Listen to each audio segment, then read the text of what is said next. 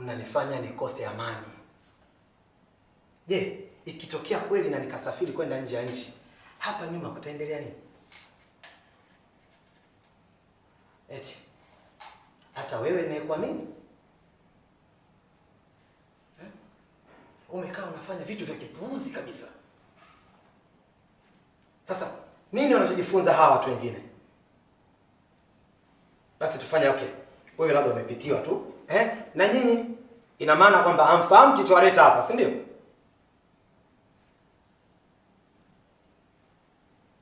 Naongea na nyinyi.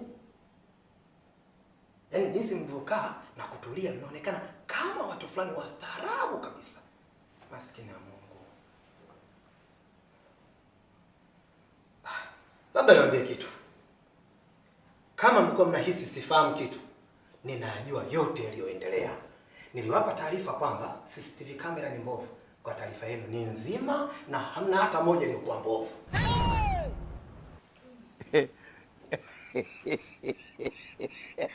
Kwa hiyo nitaenda kuwaonyesha kitu kimoja kimoja.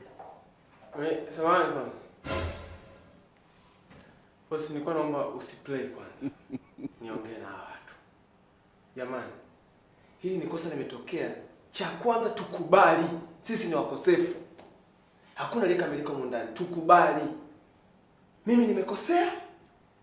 Steve umekosea. Bonga umekosea. Wote wote mwakosefu kasoro bosi. Mlinzi umekosea. Kila mtu akubali makosa yake. Kwa hiyo tufanye kitu kimoja. Sisi tumekosa na bosi atusamee. Tunaenda kuanza upya. Kwa lugha nyepesi, ofisi imezaliwa upya. Nidhamu ya kutosha.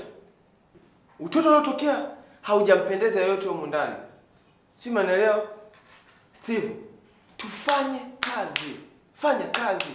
Fanya usafi, vitu vya kusafisha vimeisha, toa taarifa, uongozi wakusikie, wakufanyia mchongo wa vyombo. Bonge, tunakupenda sana humu ndani. Wewe ni mkombozi, unatusikiliza sana matatizo yetu.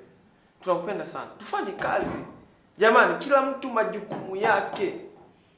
Wewe unahusika na masuala ya fedha, kwa maana fedha.